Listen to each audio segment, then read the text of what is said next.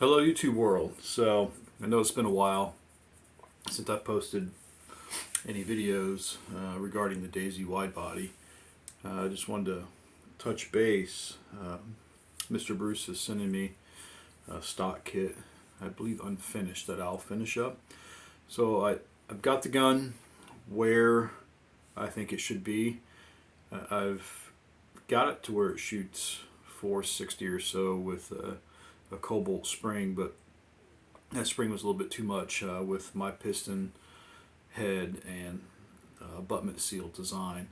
So what I've settled on is a Red Ryder spring, my piston head design, and a factory Daisy abutment seal to act as some cushion. The cobalt spring, while it did push the velocities out there, I felt this for my application a little too harsh shooting. Maybe if it was rubber on rubber, rubber piston seal, rubber abutment seal, would kind of cushion the blow. That may be your guys' experience with that. Mine, using a Delrin piston head with an O-ring design, it really just slammed and it seemed to jar the gun. And since I have in the gun the abutment spacer in here brazed in, I had some concerns that I was going to knock it loose with that heavy spring. I don't think that would ever happen, but erring on the side of caution, so I went with the Red Ryder spring, my piston head design, factory abutment seal that goes against the steel abutment that drops in here that has an O-ring on it, so the shot tube has a place to thread into. I'm getting and I think it's pretty good. Accuracy's good. 385, 390 with that setup, and it's rather soft shooting. It doesn't jar when it's shot like it did with the cobalt spring. So to kind of give you guys a rundown what I've done so far, still old stock on here. Internal wise, it's done. I'm happy with it. I did braze on a 3/8 rail, so I can use the Daisy, I think 5899 model peep sight, and on the front, and I was hoping it would come today, and it hasn't. So my mail came and has gone. I didn't get it today. I ordered a front sight that's a 3/8 globe front sight. So on the barrel, I took a section of, it's gunsmithing blank rail that I cut up and cleaned up and brazed onto the barrel section, so I can have a place to slip the globe sight on. So that way this will shoot with globe sights. It's pretty accurate. I've jerry rigged up a would-be front post on here and affixed it on there and was shooting. It's pretty accurate for a BB gun. It kind of surprised me. I might be able to take some rats with it, 25, 30 yards and put the whopping on them. So that's the gun, the rear peep. The shot tube I modified. I had purchased some fine precision bore stainless steel tube, and it did need to have a finished ream put on it so that way it can accommodate BBs. I noticed with the Daisy max speeds it would shoot those just fine. The Marksman BBs were a pretty tight fit in the bore, and these were a tight fit. These Hornady Black Diamonds, which is actually a pretty good BB, super smooth. They claim to be anodized over the steel to create a super smooth finish, but they seem to shoot pretty well actually. So at the shot tube, I put that stainless steel in there. I did finish ream it to 1735, 0.1735. Is what the bore on this tube is. Basically took a precision reamer, brazed it up to a piece of music wire rod, hooked it to a drill, had this in my lathe, copious amounts of lube, and reamed it out.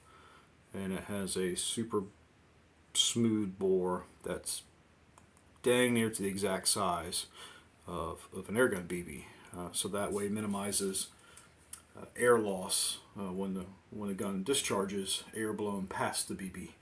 It's utilizing most of that air as possible to push the BB, and I think that's why I'm getting such good velocity numbers with the Red Ryder spring, which is a little bit heavier spring than what comes in these 99s, 299s, or any of those wide body target guns. So I'm happy with that. It's good. Um, okay, now it's going to be the finishing stuff, doing all the finishing work. So to show you on this shot tube, what I did, you'll see the barrel's just slightly longer. I gave it an inch to utilize the compression chamber volume to barrel volume ratio to get a little bit more push. A shorter barrel, the BB leaves the barrel before all the air is actually done pushing the BB. So I gained it an inch.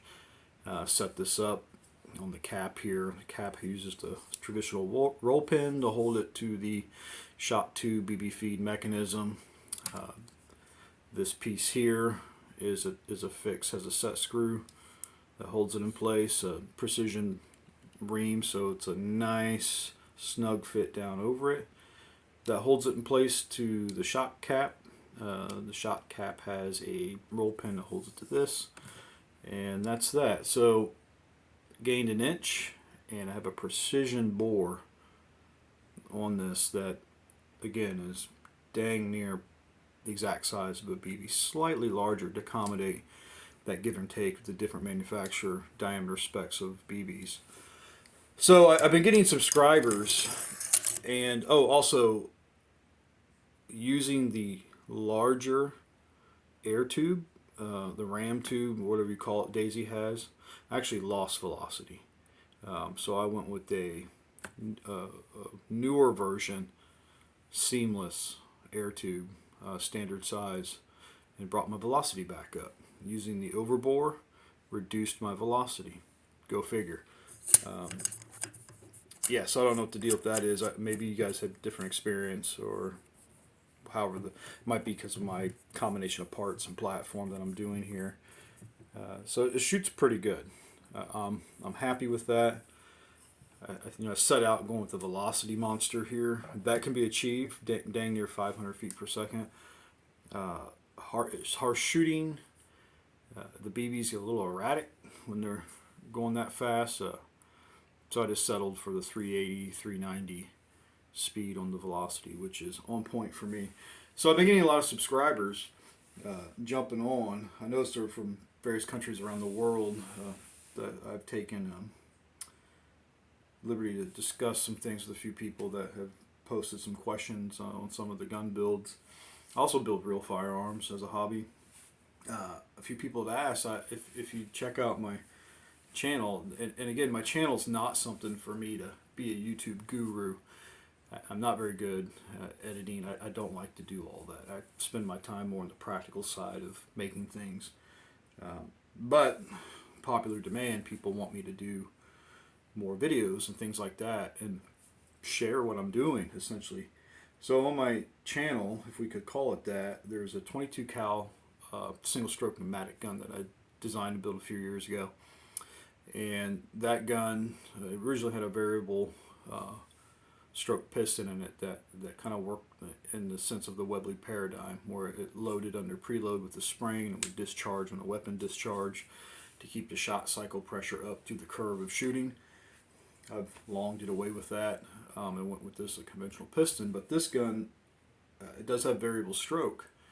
The O-ring slides over the piston head much like a PCP pump, where when you move the piston so far, the ring, when the piston pulls up, slips off the gland of the piston, exposing a weep hole. It allows it to suck air. Then when you subsequently come back down to complete the compression stroke, the O-ring, due to friction, is forced back into its seat, therefore sweeping air. So this gun, I figured I'd share a few guns with you guys. This gun here is a single stroke pneumatic air rifle that, again, I designed and built from the ground up. For the breech, I did steal Crossman's design. I machined my own breech. It's basically a clone of a Crossman breech. Machined my own breech. Did use a Crossman barrel initially, but then designed my own barrel that's a progressive twist. It starts out with a 1 in 22 twist. and ends, so it's progressive through the length of the barrel, a 1 in 16 twist. So as that pellet begins to move, it's slowly twisting, and as it's speeding along through the distance of the barrel, it's picking up rotation. It's incredibly accurate. I mean, superbly accurate. It shoots better than me, actually. But to kind of give you an idea how this works, make sure it's not loaded. So there's this wampum lever on the side, and this pressure is to about 2,000 psi. That's the mathematical theory of how much pressure it goes to. If it's accurate, it's shooting about 88% efficiency with the one scoop of air. It's one pump. So I'm pretty impressed by that. I can get 13.5 foot-pounds of energy off of this gun, and you can vary the power. So I'll demonstrate what I mean by that. You charge the valve that seats the blow open pin in its seat and latches on the sear for the trigger. And then here's a full stroke of air.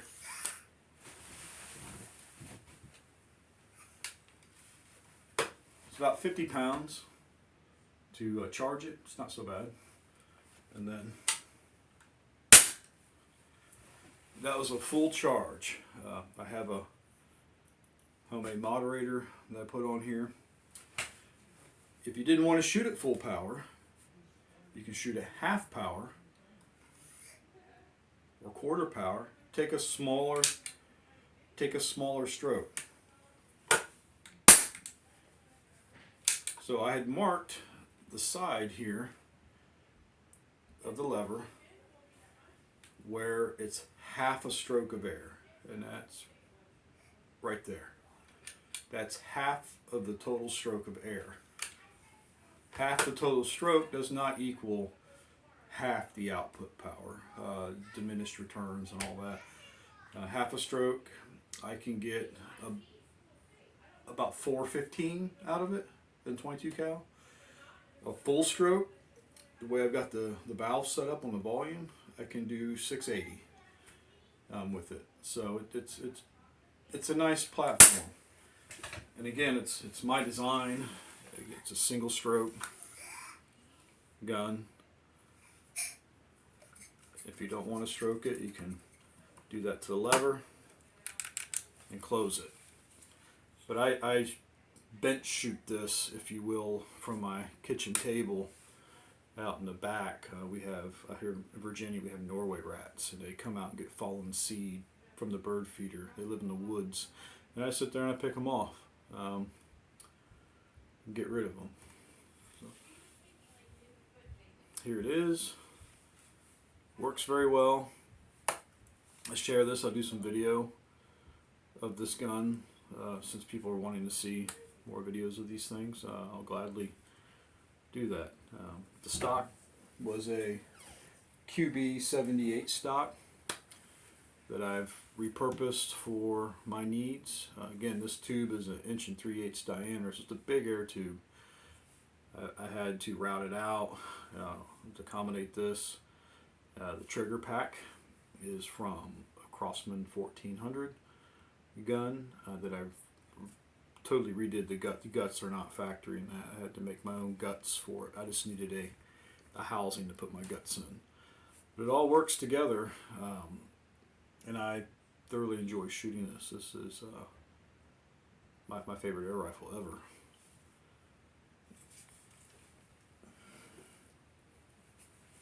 Another one, this was 30 cal. I had sold the barrel on one of the forums a couple of years ago, just haven't got around to getting a new one. This gun right here, got the scope off of it, designed it to use AR style stock assemblies. This is actually from a paintball gun that I've reconfigured. I had an E-trigger on here too, so it's just a tap and it would discharge. But it's a pretty conventional striker design. You cock it, it's got some pretty good load because it's 30 cal. And it runs on a bottle. So I think I have a bottle here.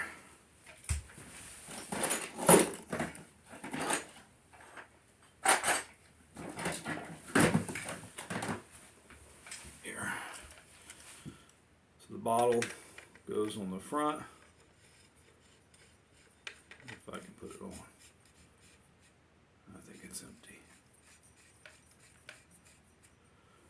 It's the front bottle, front mounted bottle system. Barrel runs along here. And this breech is actually from Archer Airguns. It's for the QB 78, 79 series guns. It's a custom breech steel that has Picatinny top to it. Yeah, it's empty.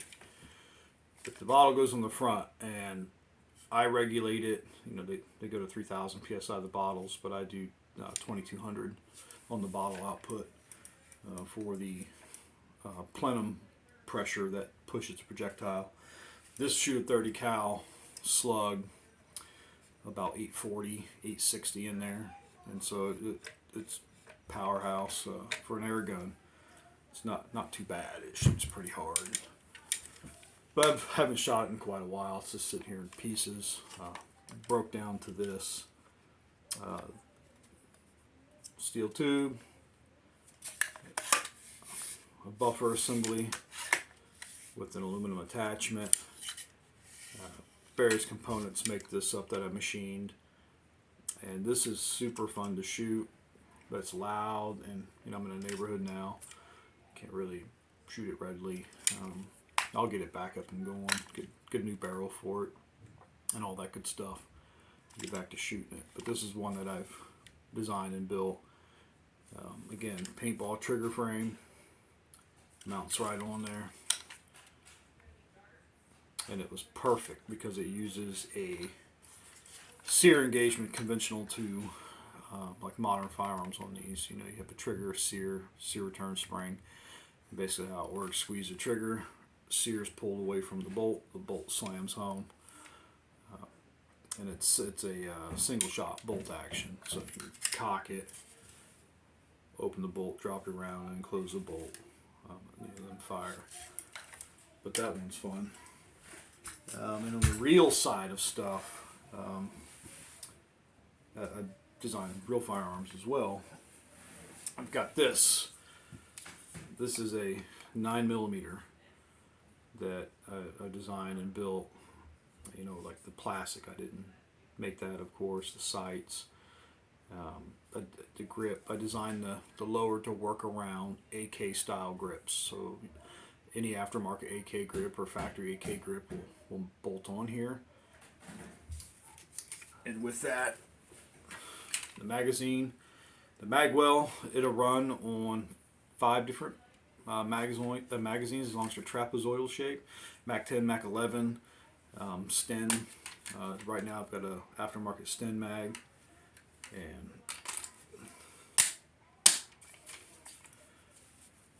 and this gun is a closed bolt semi-automatic pistol.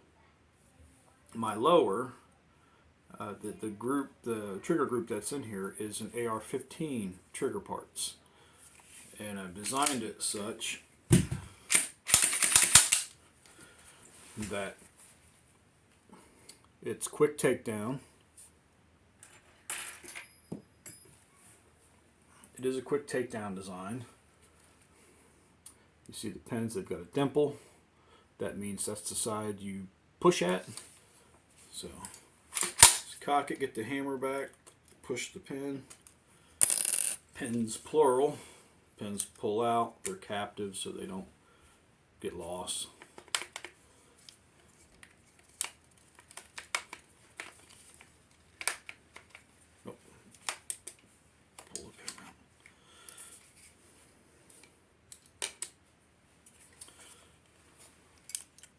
There's the lower assembly, if you want to call it that. It's more of a trigger housing, my magazine catch.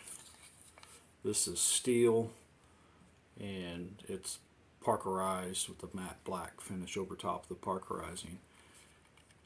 As you can see, I've die stamped safe and fire, and infilled it with paint. Just kind of give it a nice little custom touch.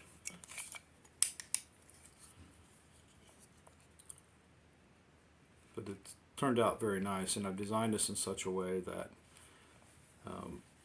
to curb any ATF compliancy issues or concerns, this cannot accept any type of full auto group.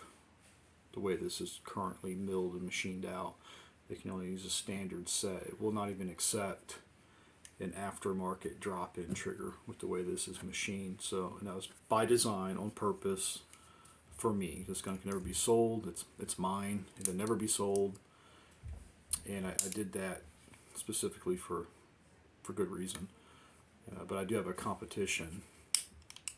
Very nice 2.1 pound let off hammer trigger system in here. The upper of the weapon is two primary components.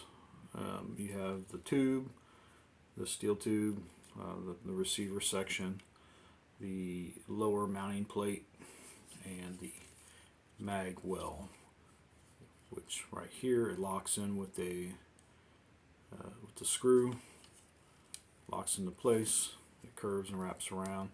Disassembly of this is incredibly simple for field stripping and cleaning. To the barrel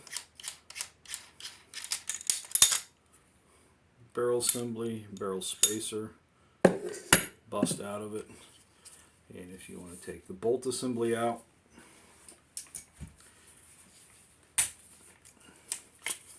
give it a simple turn, couple turns really.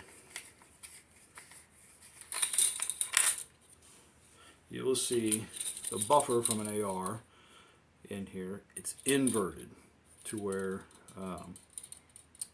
this actually rides back because I utilize the hard rubber end to act as a cushion. However, I designed my own hydraulic buffer assembly for this gun. And this is the hydraulic buffer that rides between the actual bolt and the buffer return spring. This is a all stainless steel piece.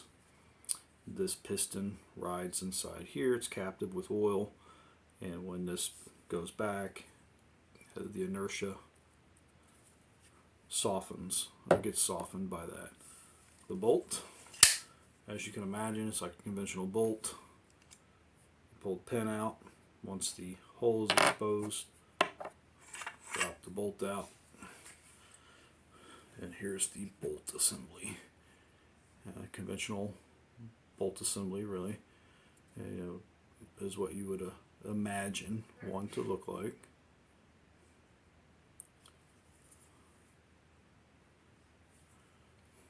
Captive firing pin in there. It's held captive. Got a screw here. It's a needlepoint screw. It goes in between the walls and it entraps it in there. Bolt face. Oh, that's getting washed out.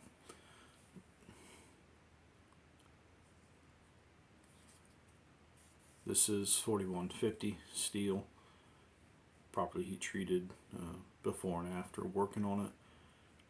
But yeah, it works. It feeds. Never had a problem with it. It feeds everything. And for my own peace of mind, for my purposes, not that I was required to by any type of federal statute or anything, I did serialize it.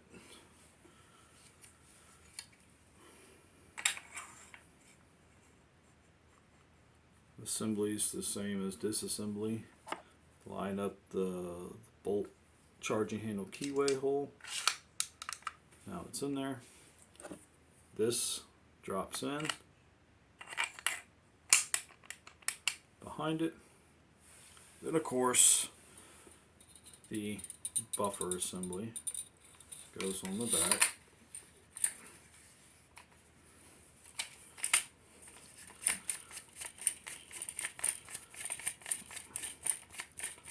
And thing on the back is not a brace and it's not a stock. It's a sling stud on the back.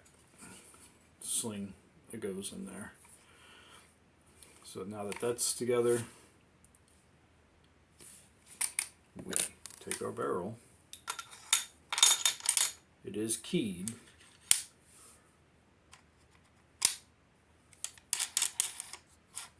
And I've got a detent on this that locks in place.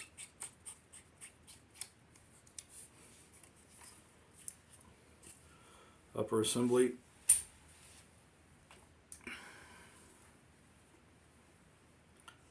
Lower assembly.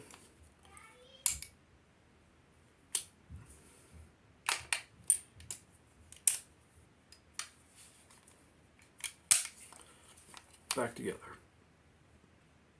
And yeah, so I'll share some videos of guns and shooting if people want to see that. Again, this is a 9mm. Yeah. Are you filming a video? I am. Can I be in it? It's not playtime, Jakey. Can you time that watch? Why did the time get changed? Because I accidentally bumped the circle thing. Didn't bump it. You have to pull the pin out, the crown pin. I think it was pulled out. There you go. Thank you. You're welcome. Bye, Dad. Bye. So, there that is.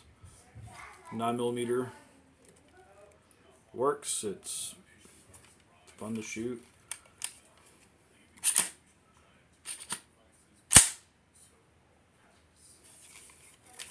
Take the mag out. Put it on safe. It is charged with a round. So, it works. It's fun. It's all steel and aluminum. Machine the top rail for it. And put some flip-up sights and all that on. It looks like a factory-made gun. A few people have shot it. Wanted to know what, when, where, how, what it is. Where did I buy it? I told them I made it. A little bit amazed by that. There it is. It's good. It's a good gun. Fun gun. 9mm semi-automatic closed bolt pistol is what this is classified as. Alright, that's all I have. When the sight comes for the Daisy, I'm still torn if gonna nickel plate it or just go ahead and put a gloss. Okay, a gloss finish on. It shoots pretty hard. I mean, for what it is. I know this video has turned into a rambling session, but I had another project I was doing. I'll share it with you guys.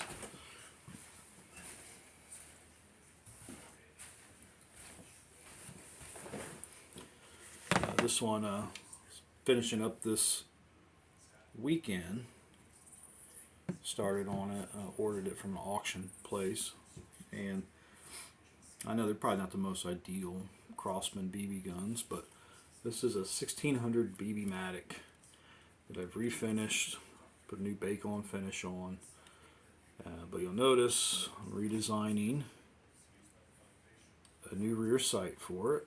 This is the base because it's going to have a fully adjustable rear sight on here for like target shooting.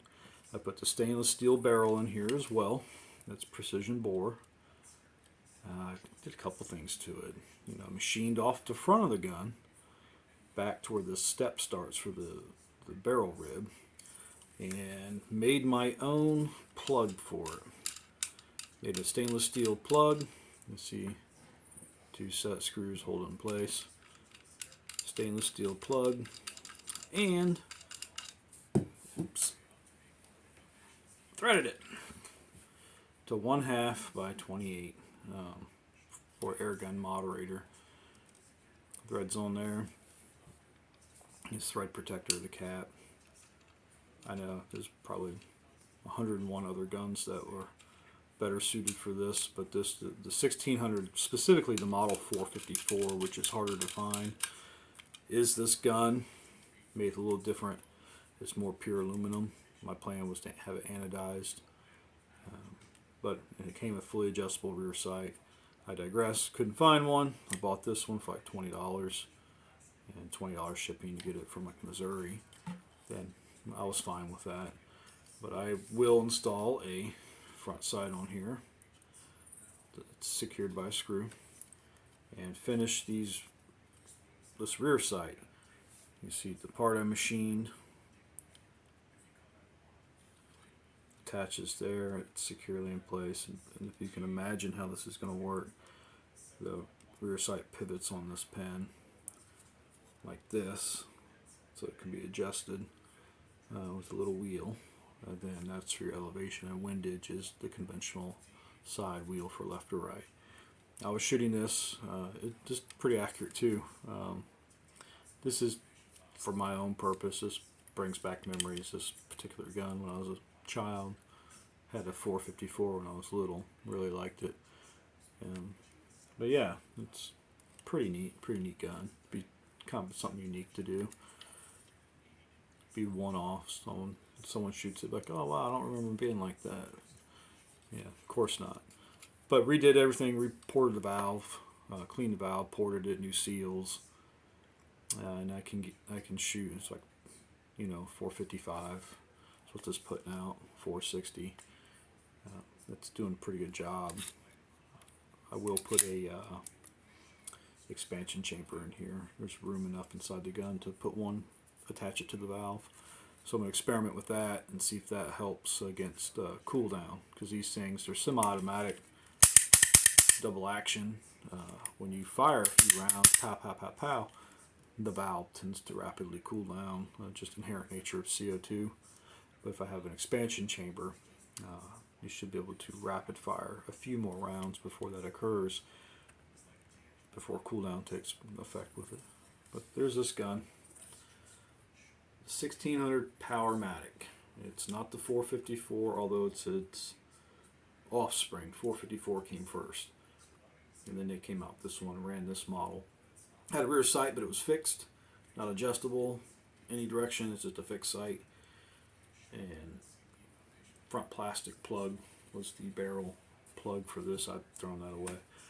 Again, made my own plug for it, but it's going to turn out really neat. And also, I'll be making. I've got some cherry and walnut. I'll make some grips for this. Wooden grips, nothing super elaborate or fancy, but just wood. Not oversized target grips. I doubt it's going to be that accurate, but some nice wood grips for it. Put a nice finish on them and nice finishing touch to the gun. To complement what this is made after, which is the Woodsman. And Woodsmans, you can get them. Some have threaded barrels, and that's why I went this route with it. That's all I got. I'm doing a rambling video, just sharing some guns. It's supposed to be about the Widebody update, various tips and tricks. I know a few people suggested I do machine shop time. I have a machine shop in my garage, but for the most part, I think people are, maybe I'm wrong, more interested in final product and what I'm doing, not so much the machining process, because there are endless videos on YouTube of cats doing that do a far better video quality than I can put out with my cell phone. I know you see a GoPro in the background there, but it's a Hero Plus, and it's limited capability with adjustments of screen and all that. So I just use my phone. Of course, some little man cave guitars and all that hanging on the wall. Play guitar too. Go figure, right? Well, that's all I have. Hope you enjoy, and I'll do more videos, piecemeal these out individually, and share with you guys various things I've done. And I'll get this Daisy finished, get it complete, and do a nice video on it. Again, this wood furniture is not staying on the gun, it's getting new furniture. I think the addition of the peak and the front globe is going to be on point with this gun. with what it's able to do and its accuracy. That's all I have. Cheerio. Thanks for watching a rambling video. Appreciate your time.